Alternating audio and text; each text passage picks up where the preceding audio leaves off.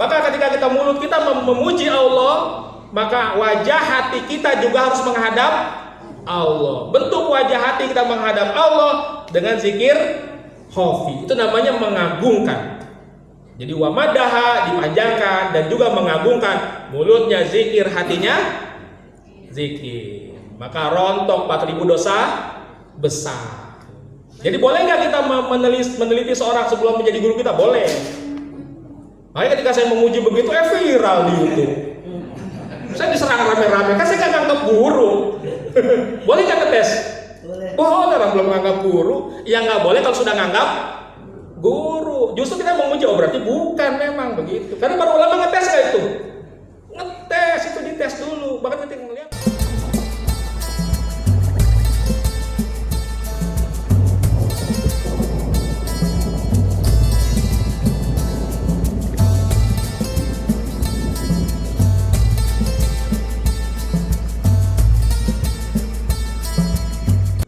Terakhir kami akan sampaikan bahwa untuk belajar ya itu ada adabnya. Karena adab ini bahkan kedudukannya lebih didahulukan daripada ilmu. Jadi adab lebih didahulukan daripada ilmu. Karena itu ada adab sebelum belajar, adab ketika belajar, adab setelah belajar. Jadi adab sangat penting. Dan di antara adab-adab ketika menuntut ilmu ya, kami merangkum dari kami pernah membaca kitab Ta'limu Ta'lim. Ya, walaupun yang terjemahannya, ya, tapi dibaca berulang-ulang. Saya membaca bahkan sudah dari sebelum saya belajar TKN ya. Dulu saya pernah belajar ilmu hikmah, guru ilmu hikmah saya yang menyuruh saya belajar membaca kitab Ta'lim Muta'alim dan berbagai sumber-sumber lainnya. Kemudian saya belajar untuk merangkum. Jadi rangkumannya bukan poinnya langsung utuh dari dari berbagai sumber saya rangkum. Seperti halnya pengarsa Wajejen dari Anwarul Qudsiyah itu kan poin-poin adab yang sangat banyak. Dalam Anwarul Qudsiyah ada dua kategori, ada adab murid kepada gurunya, adab murid kepada sesama murid. Jadi sangat banyak. Tapi dirangkum oleh pengarsa Wajejen hanya menjadi 24 adab dan menjadi sebuah nazom ya. Itu jadi 24. Ini juga saya sengaja merangkumnya hanya menjadi 7 saja. Jadi dari berbagai sumber termasuk kitab Ta'limu Ta'lim kami rangkum. Ada pertama penuntut ilmu adalah satu, menguatkan dan mengikhlaskan niat karena Allah Subhanahu wa Ta'ala. Jadi ketika kita ingin menuntut ilmu harus kuat niatnya. Kalau nggak kuat, ada godaan sedikit langsung batal, langsung nggak jadi. Apalagi ketika niat kita belajar ya ilmu thariqah ini, belajar bagaimana kita mendekatkan diri kepada Allah Subhanahu wa Ta'ala. Maka setan nggak akan ridho. Dengan segala cara setan akan melemahkan niat kita. Ya. Maka bagaimana cara menguatkan niat? Niat kita harus berlapis-lapis. Dalam segala hal kalau niat kita berlapis kita menjadi kuat. Apa contoh niat berlapis? Asa ini belajar ini ingin apa? Pertama mungkin ingin agar kita ditinggikan derajatnya oleh Allah Subhanahu wa Ta'ala. Karena kan dikatakan bahwa Allah mengangkat derajat orang-orang beriman dan orang yang memiliki ilmu, ya. Jadi niat pertama, niat yang kedua apa? Oh, agar membahagiakan orang tua saya. Oh, agar menjadi orang yang sukses di dunia dan akhirat. Oh, agar saya mungkin nanti dimuliakan di dunia dan akhirat. Jadi banyak niatnya. Semakin niatnya banyak, maka akan semakin kuat. Maka kalau kita pun dalam segala hal begitu, termasuk ketika kita mungkin mencari nafkah, pakai niat. Niat pertama mungkin ingin mencari rezeki yang halal karena Allah. Ingin memberi sesuatu yang mungkin bisa nanti untuk mencukupi keluarga agar segala kebutuhan keluarga tercukupi. Ingin agar saya bisa bersedekah yang banyak. Ingin bisa menjadi modal naik haji. Pokoknya yang ingin tapi yang baik-baik. Ya.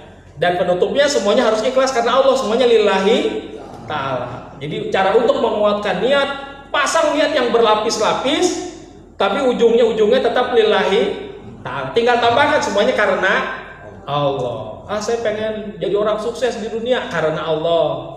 Saya ingin begini agar bisa bersedekah banyak karena Allah. Jadi niatnya berlapis, tapi fokusnya tetap kepada Allah. Dalam menuntut ilmu pun begitu, ya. Niatnya harus kuat dan ikhlas karena Allah. Yang kedua, menyucikan kolbu dan menjauhkan diri dari maksiat. Ya. Kenapa harus menyucikan kolbu? Karena kolbu itu wadahnya ilmu. Ya. Ilmu itu sehebat apapun, sebagus apapun, ya. Kalau kolbunya kotor, maka ilmu akan terbawa menjadi kotor, akan menjadi rusak. Seperti halnya saja air jernih, air bersih. Kalau kita masukkan ke wadah, ke ember, embernya kotor, airnya ikut kotor nggak? Kotor. Ya. Maka agar ilmu itu tetap bersih, tetap suci, maka sucikan wadahnya. Dan wadah ilmu adalah kolbu. Ya. Maka caranya menjauhkan, ya mensucikan kolbu dan menjauhkan diri dari maksiat. Kalau kita kemudian tidak sengaja melakukan maksiat, harus cepat taubat. Maka bersyukurlah kita dibimbingkan oleh guru kita minimal dalam 1 hari 5 kali kita taubatan nasuha. Zikir itu merupakan bentuk taubat, ya. Dan taubat yang terbaik dengan zikir. Jadi ketika kita berzikir, insya Allah dosa-dosa kita rontok lagi. Nggak sengaja bikin lagi, tapi jangan disengaja. Jangan merasa gini, sekarang udah punya alat pembersihnya gampang, bikin aja dosa lagi, ntar tinggal dibersihin lagi. Kalau sempet, kalau habis johor kita zikir, bikin dosa, ya jam 2 nih, nggak sempet asar keburu mati, sempet dibersihin nggak? Enggak, makanya jangan pernah niat untuk bikin dosa. Jadi dosanya kalau tidak sengaja, ya tidak sengaja tadi dibersihin lagi. Jadi di antara waktu-waktu sholat itu kan kita zikir terus membersihkan, ya. Ya, tapi jangan sengaja begini, tenang udah punya alat zikir. Sekali kali zikir rontok 40 dosa besar, kan gitu. Ya, mangqala la ilaha illallah wa maddaha bi ta'zim. Siapa yang mengucapkan la ilaha illallah dipanjangkan dan dengan niat mengagungkan, hudimat lahu arba'atu alafin janbin minal kabair. Maka akan dihapuskan baginya 4000 dosa besar. Bayangkan sekali tarikan zikir. Makanya tarikan kita yang 3 kali tadi itu kan dipanjangkan dengan niat mengagungkan. La ilaha illallah. Itu wamaddaha dipanjangkan. Mengagungkan, bagaimana mengagungkannya? Ketika mulut kita berzikir, kolbu kita juga menghadapkan wajah kolbunya kepada Allah dengan berzikir. Khofi itu namanya mengagungkan.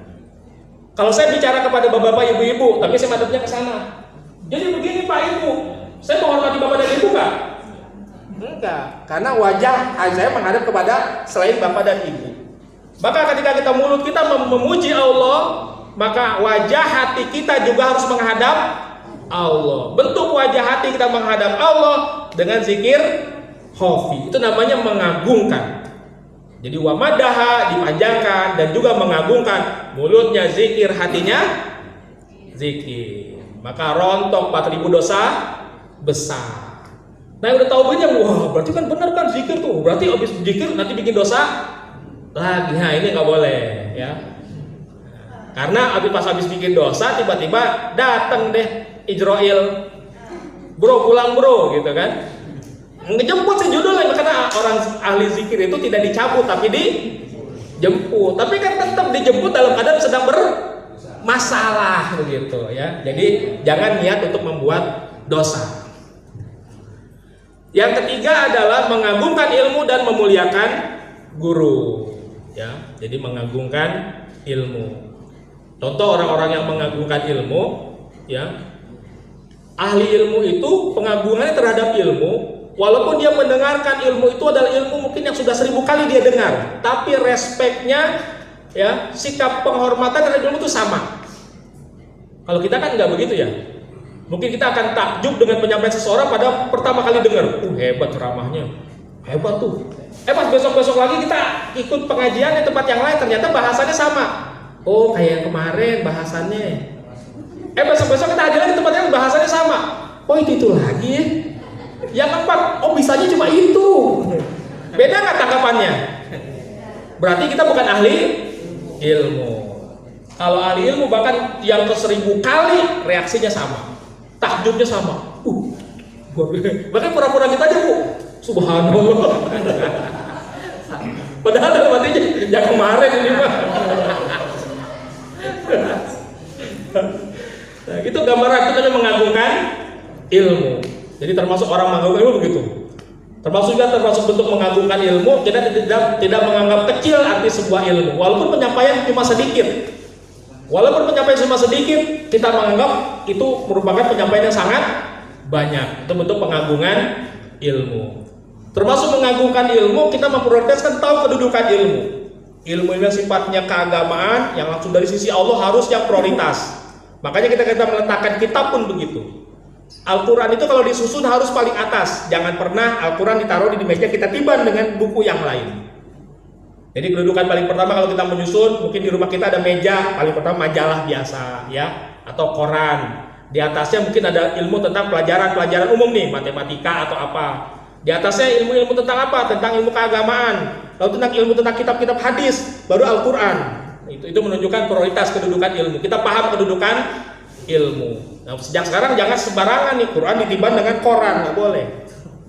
Kalau terjadi begitu berarti kita bukan ahli ilmu. Tidak bisa melihat mana kedudukan ilmu. Nah, termasuk juga kepada guru, kita memuliakan guru. Jangan pernah kita meremehkan guru. Jangan pernah kita niat ngetes guru. Ya. Kalau mau niat ngetes sebelum kita menganggap sebagai guru. Ketika kita sedang mencari guru, niatnya bukan ngetes macam-macam. Ini saya benar ke berguru kepada, jangan sampai saya salah memilih guru. Niatnya bukan dalam rangka merendahkan. Karena para ulama pun dulu begitu, niat belajar kepada seorang syekh. Ngelihat ini syekhnya ngeludahnya ke kiri. Oh, berarti bukan ahli ilmu, bukan ahli adab. Bagaimana saya bisa belajar kepada orang yang tidak bisa menjaga adab? Maaf, dia ngeludahnya ke kanan, harusnya kemana? Ke kiri. Dia ngeludahnya ke kanan, nggak jadi. Ada lagi ketika akan datang kepada seseorang, orangnya sedang belonjor, kakinya lurus ke arah kiblat. Bagaimana saya belajar sedangkan dia tidak bisa menjaga adab? Ada lagi orang akan belajar, ngelihat dia sedang bahasa kita kepada hewan ya, kayak ke ayam ker gitu, atau kepada kucing, pus, maksudnya ngusir kucing. Kita kan suka nih pengen ngusir kucing dari dalam rumah kita.